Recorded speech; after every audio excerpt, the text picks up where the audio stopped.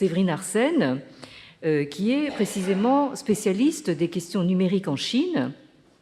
Elle est habilitée à diriger des recherches en sciences politiques et exerce depuis peu les fonctions de directrice exécutive du programme Décrypte à l'INALCO.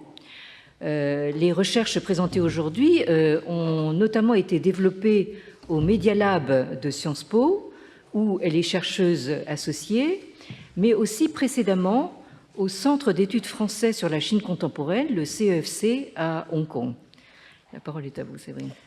Merci beaucoup. Et moi aussi, je souhaiterais remercier Anne Cheng et Alain Suppiot de nous avoir réunis ici pour parler de cette thématique très importante qui est la démocratie et la dictature numérique. Et donc, il me revient effectivement de vous parler de la Chine en tant que cette forme de dictature numérique. Alors, c'est vrai, dans nos imaginaires collectifs, ce pays est un peu devenu l'idéal type de ce qu'une dictature est capable de mettre en place au moyen des technologies numériques. Sur ces sujets, en général, la Chine nous sert de point de comparaison. On a tendance à penser ce qui s'y passe sous le prisme de l'altérité. Donc c'est un pays, vous savez, très éloigné, très grand, qui nous inspire à la fois l'inquiétude et la fascination. Et c'est vrai, il y a des particularités chinoises sur ces questions numériques. Elles ont été façonnées par la trajectoire historique et politique de ce pays. On peut prendre quelques exemples. Les infrastructures techniques, les réseaux de télécommunications, l'organisation même du tissu économique et industriel, tout ça est très différent de ce qu'on peut connaître aux États-Unis ou en Europe. Il y a un modèle de gouvernance des technologies numériques qui est compatible avec le régime autoritaire et qui est promu par les autorités chinoises. Il y a des effets d'échelle qui sont dus à la taille du marché chinois et ça a des conséquences concrètes en termes de modèle économique ou en termes de capacité à collecter les données. Et c'est aussi les usages des technologies qui sont très différents. Et également le regard que porte la population sur ces technologies. Si on en croit les sondages qui sont menés, c'est un regard qui est souvent beaucoup plus positif en Chine que dans la plupart des pays. Tout ça, c'est la part de la culture, si on veut. Moi, je parlerais plutôt d'historicité, de socialisation ou de structure. Et en tout cas, on peut dire qu'il y a vraiment une spécificité chinoise sur certains aspects de ce qui concerne les technologies numériques. Mais pourtant, aujourd'hui, j'aimerais un petit peu compliquer l'analyse et poursuivre sur la lignée tracée à l'instant par Anne Cheng en attirant l'attention sur la part mondialisée de l'industrie du numérique chinoise. C'est cette part qui fait que la Chine et nous partageons des réalités communes. De nombreux travaux de sciences sociales ont montré que la puissance technologique chinoise, elle est le fruit de développements qui ont fait fi des frontières nationales et qui ont aussi fait fi des types de régimes politiques. Au fil des décennies, ce sont des scientifiques qui ont circulé entre la Chine, l'Europe, les États-Unis, Hong Kong, Taïwan par exemple. Ils ont contribué à connecter la Chine à un ensemble de réseaux matériels et immatériels.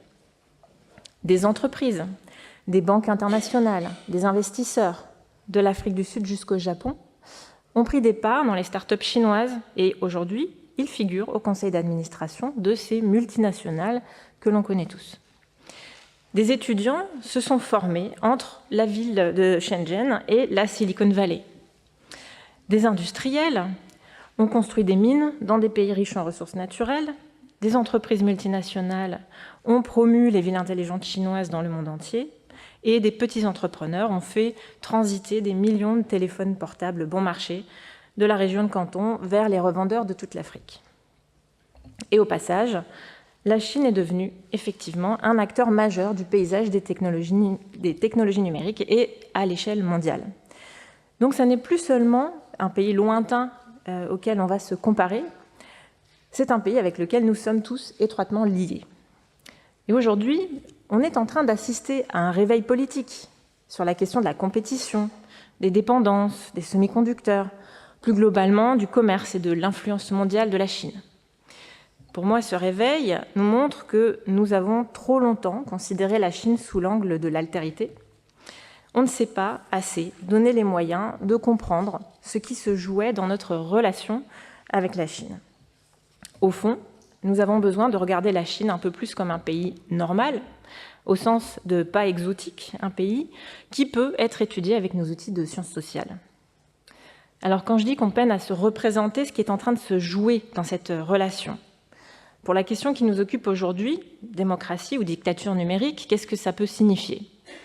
Je vais essayer de développer 3 points pour être un peu plus concrète. Le premier, ce sera la surveillance, la censure et le contrôle de la population. Le deuxième, ce sera sur l'automatisation, l'intelligence artificielle et ce que ça fait en termes de transformation du travail. Le troisième, ce sera sur l'enrôlement des sciences et des technologies dans la quête de puissance mondiale. Donc, premier point, sur la surveillance, la censure et le contrôle des populations. Souvent, on parle de la dictature numérique chinoise, où on utilise le terme de autoritarisme 2.0, par exemple. Alors, tout ça est très documenté. J'ai moi-même un peu publié sur ces questions. Dans les années 2000, on avait le grand pare-feu qui a servi à censurer la prise de parole sur Internet. Et puis, on a pris conscience des implications de la reconnaissance faciale pour la surveillance, à grande échelle. Et puis, il y a eu les questions des bases de données qui permettaient de ficher les citoyens et de mettre en œuvre des politiques discriminatoires avec des régions qui servaient un peu de laboratoire, par exemple au Xinjiang. En fait, il y aurait beaucoup à dire sur les complications du déploiement réel de certains de ces dispositifs, parce que tout ne marche pas toujours comme prévu. Et puis, il est aussi très important d'en savoir plus sur l'expérience vécue de tout ça, du point de vue des citoyens. Mais aujourd'hui, je vais plutôt m'attarder sur la manière dont tout ça s'inscrit dans des problématiques et des formes de solutionnisme technologique qui circulent à l'échelle mondiale, donc un peu en écho aux conversations qu'on avait ce matin également. Parce qu'au fond, la Chine n'a pas œuvré toute seule, de manière isolée, à développer un savoir-faire dans le domaine de la surveillance numérique. Il y a des sociétés occidentales qui ont contribué dès le début à fournir à la Chine et à d'autres pays des solutions technologiques concrètes pour le contrôle des citoyens et pour la censure. Ça a été documenté très tôt, notamment par des ONG et des journalistes. Aujourd'hui, ce sont, à l'inverse, souvent des sociétés chinoises qui s'exportent, avec une offre qui est bien souvent centrée sur la question du maintien de l'ordre. Les sociétés chinoises et les acteurs étatiques, ensemble, vendent des packages commerciaux qui viennent accompagner des démarches de coopération de police, par exemple, avec des actions de formation, avec des financements d'infrastructures de surveillance et des solutions technologiques clés en main. Donc, dans ce domaine, la Chine est devenue une concurrente pour les pays développés, concurrente au plan commercial, parce que ce sont des sociétés chinoises qui vont remporter les appels d'offres pour construire des infrastructures majeures à travers le monde, mais concurrente aussi au plan normatif. On le voit par exemple dans les initiatives qui sont proposées par la Chine dans différents formats multilatéraux et qui vont porter par exemple des éléments sur la cybersécurité ou sur la gouvernance des données.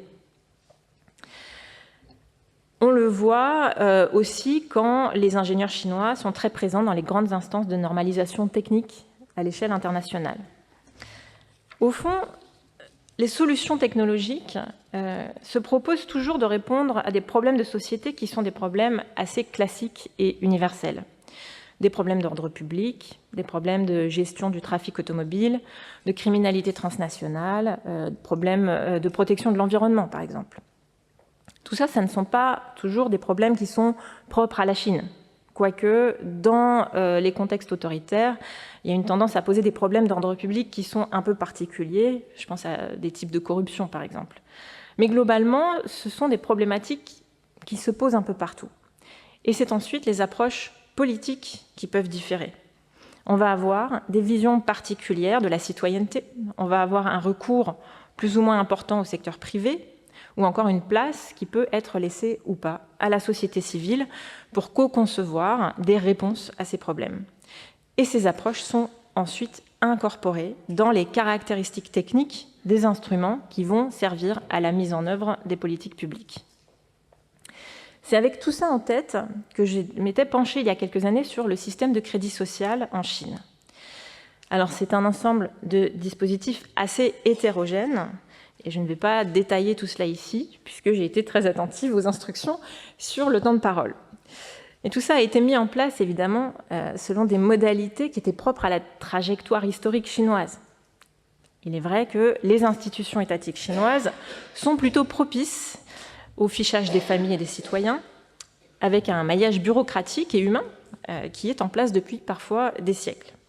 Mais ce qui m'a surtout intéressée dans ce dispositif de crédit social, c'est la vision politique qui se traduit dans la conception de cet instrument. En fait, le crédit social met en œuvre une vision de la gouvernance qui place la charge de la faute sur les individus, qui les conçoit comme des citoyens, en fait comme des humains assez minimalistes, qui sont calculateurs, seulement mus par des récompenses et des punitions. Et c'est une vision de la gouvernance qui écarte aussi la prise en compte des causes structurelles des problèmes de la société. Et on le voit bien dans certains domaines spécifiques d'application du crédit social, quand il s'agit de punir des formes de surendettement, dont certaines peuvent être en fait la conséquence de problèmes de santé, par exemple. Ce qui était intéressant aussi, c'est que dans la genèse du système de crédit social, on sait combien les ingénieurs chinois se sont inspirés des systèmes de crédit bancaire qui pouvaient préexister aux États-Unis et qui se sont d'ailleurs répandus partout dans le monde. Ils se sont donc inscrits dans une tendance mondiale qui consistait à concevoir des systèmes de réputation, des systèmes de prédiction et des systèmes destinés à influencer les comportements humains, notamment à travers des logiques de permis à points. Et donc c'est dans cette dernière catégorie que s'inscrit le crédit social. Partout dans le monde, on a fait tout ça parce que le développement des grandes bases de données, des algorithmes, rendait la chose possible. Et que de tels usages n'étaient pas vraiment régulés.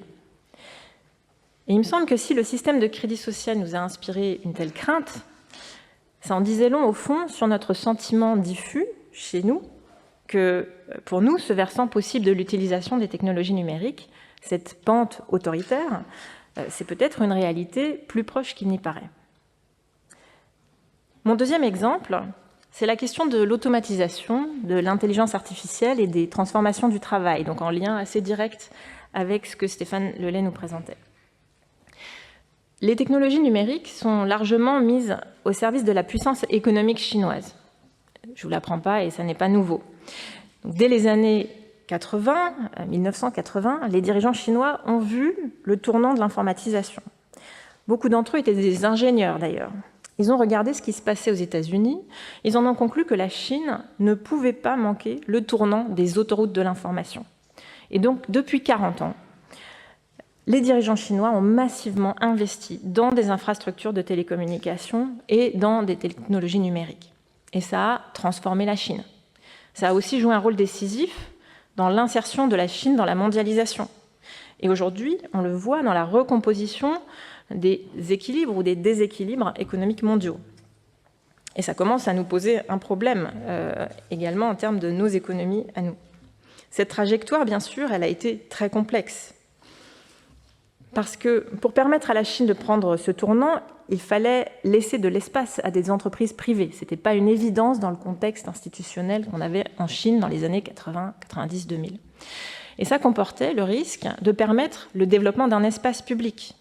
D'ailleurs, au début des années 2000, on a eu un moment où beaucoup ont pensé que cet espace public allait pouvoir se développer. Beaucoup de Chinois étaient eux-mêmes très optimistes sur une fenêtre de démocratisation possible.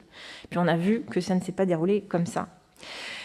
Ça comportait aussi le risque de voir ces entreprises accumuler un pouvoir qui pourrait concurrencer l'État, du fait des masses de données, d'informations au sujet de la société qu'elles allaient concentrer dans leurs propres infrastructures. Et on a effectivement vu plusieurs périodes de recadrage assez brutales du secteur économique à ce sujet. Aujourd'hui, la Chine se trouve dans un contexte économique plus difficile, avec des inégalités très fortes, des perspectives démographiques assez sombres et un commerce international en berne.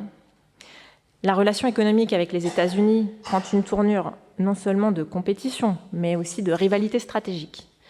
Et dans ce contexte, l'automatisation dans l'industrie est érigée en priorité nationale. Ça passe par la robotisation et par l'intelligence artificielle, d'une certaine façon, quel qu'en soit le coût social et environnemental. L'idée, c'est de se saisir des opportunités économiques, de la possibilité d'accroître la compétitivité du pays, mais aussi de profiter de perspectives d'inclusivité rurale, par exemple. Donc, il y a une volonté d'aborder ces technologies sous un angle positif aussi pour la population chinoise.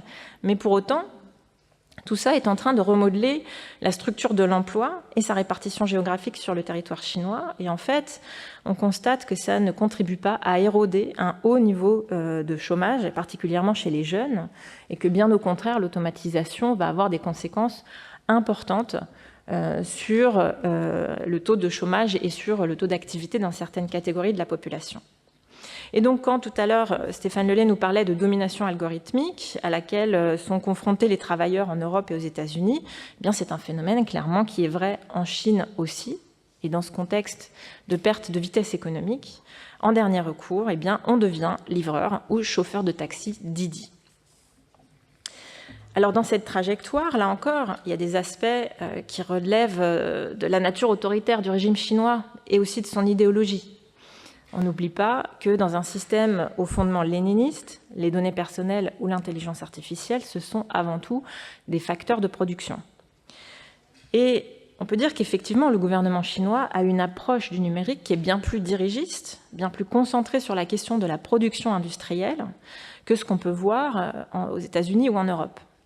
Et puis, c'est aussi un contexte dans lequel les travailleurs n'ont vraiment pas beaucoup d'espace pour s'organiser et pour défendre leurs droits, même s'ils tentent de le faire. Et en tout cas pour proposer des visions alternatives de ce que l'intelligence artificielle pourrait apporter dans le monde du travail. Mais il y a aussi donc des aspects qui relèvent d'un mouvement en train de se dérouler à l'échelle mondiale, autour de ce que le capitalisme numérique est en train de faire à l'économie et au travail. Donc c'est un paysage qui a déjà bien été posé ce matin. En particulier, on peut mentionner que ça passe par des phénomènes de monopole, de concentration capitalistique très forte, de captation des canaux d'information, et puis tous les autres phénomènes qui ont été mentionnés. Globalement, sur ce point, on a des logiques communes qui sont donc transnationales et qui produisent des effets assez similaires en termes de dégradation des conditions de travail et de difficulté à construire de l'action collective. Il y a un phénomène d'exacerbation des inégalités, que ce soit entre les pays ou à l'intérieur d'un même pays. Le troisième exemple que j'aimerais prendre, c'est donc la place de la science dans la société. Quand le gouvernement chinois place le numérique au cœur de son programme économique et de son ambition de dominer la compétition mondiale, ça le conduit à enrôler les sciences et technologies au service de la puissance nationale. Là encore, ça n'est pas complètement nouveau, mais c'est encore plus vrai à l'heure de la compétition sino-américaine. Et d'une certaine façon, on peut se dire que de l'autre côté, du côté des États-Unis, ça se passe un petit peu aussi comme ça en ce moment. Alors cet enrôlement des sciences, il s'exacerbe à la lumière de cette compétition géopolitique. Comment est-ce que ça se traduit concrètement du côté chinois ? Eh bien, par des investissements colossaux dans la recherche et développement, par la mise en place de manière très top-down de programmes de recherche de grande ampleur, par la construction d'infrastructures de grande taille, comme des supercalculateurs par exemple. Et c'est aussi un gros effort sur les moyens humains. Par exemple, on offre des conditions opulentes à des scientifiques du monde entier pour rejoindre les laboratoires chinois. En même temps, c'est un paysage qui est très contraint, de plus en plus contraint, d'un point de vue politique. Ça se voit très clairement dans le domaine des sciences humaines et sociales, qui sont très censurées, ou alors qui sont enrôlées au service du récit national. Il s'agit de lisser l'histoire nationale pour mettre en valeur des millénaires de civilisation chinoise, en privilégiant, par exemple, au sein des recherches archéologiques, linguistiques ou sociologiques, celles qui pourraient aller dans ce sens-là. Donc ça n'est pas vraiment un havre pour l'esprit critique et l'émancipation citoyenne. Alors, dans le domaine des technologies numériques, tout ça peut paraître un peu plus ambivalent parce qu'on observe concrètement qu'il y a une certaine place pour de l'innovation. On en parle tous les jours dans les médias, l'innovation chinoise, dans les véhicules électriques, par exemple. Il y a de la créativité dans ce domaine-là, il y a beaucoup de concurrence entre les projets, mais à l'intérieur de priorités nationales qui sont quand même définies d'en haut. Et par exemple, ça a quand même permis qu'en Chine, on voit émerger sérieusement la question d'avoir des modèles d'intelligence artificielle générative qui sont moins gourmands en énergie. Ça, c'est un sujet que les scientifiques européens ont eu beaucoup de mal à faire reconnaître comme un sujet prioritaire. C'est aussi parce que la sécurité énergétique, pour le gouvernement chinois, c'est un sujet qui se trouve au sommet des priorités stratégiques. Et donc tout le domaine lié aux technologies vertes, par exemple, et les sciences qui servent à nourrir ce domaine d'application technologique, font l'objet d'une priorisation très importante. Donc de l'innovation, oui, il y en a. Par contre, s'il y a une catégorie de questions qu'il est vraiment très très difficile de poser en Chine, c'est celle de savoir au service de quel projet de société est-ce que ces technologies numériques devraient être mobilisées. Et là-dessus, il est beaucoup plus difficile d'avoir un débat public. Donc on est dans une course aux capacités de calcul, dont on a dit à l'instant qu'elles étaient extrêmement coûteuses, non seulement en énergie, mais aussi en ressources hydriques, ce qui est une réalité partout dans le monde. Et il n'est pas question de remettre en question la nécessité stratégique de cette direction générale qui est donnée à ces sciences et à ces technologies. Et donc plus généralement, c'est la place des sciences dans la société qui est en jeu. On est en face d'une conception de la science comme ayant principalement pour but le développement de la puissance nationale et pas vraiment l'avancement de notre compréhension du monde au service du bien commun et du progrès social. Concrètement, ça se traduit par des fermetures de départements de sciences sociales et des basculements de budget vers des projets colossaux de développement de technologies numériques, entre autres priorités stratégiques. Et ça n'est pas seulement la Chine. Partout dans le monde où on a ce type de rapport à la science, ça se traduit concrètement par la marginalisation des questions environnementales et sociales, comme les inégalités ou les limites planétaires, et par le recul du débat démocratique. Et donc pour conclure, c'est sur cette question, à mon avis, que l'Europe va maintenant être amenée à se positionner. Il va falloir qu'on soit en mesure de déterminer les termes de la compétition que nous avons envie de mener. Les discours sur le retard ou sur la course, quelque part, nous empêchent de prendre le temps de déterminer ces termes. Et donc, il y a un lien aussi avec tout notre rapport à la science, tout notre rapport à la vérité et à la confiance, et le rapport à cette cohésion du tissu social qui a été mentionné plus tôt dans notre conférence. Donc au fond, dans cette compétition globale, s'il nous reste encore un avantage comparatif, ce ne sera pas, à mon avis, sur les milliards que nous pourrons investir ou pas pour peser dans cette compétition technologique. Ce sera plutôt sur notre capacité à développer un espace démocratique et pluraliste que l'Europe pourra encore offrir pour attirer les talents du monde entier. Alors pas ceux qui rêvent de dominer le monde, mais plutôt ceux qui sont motivés pour réfléchir ensemble à notre avenir commun. Je vous remercie de votre attention.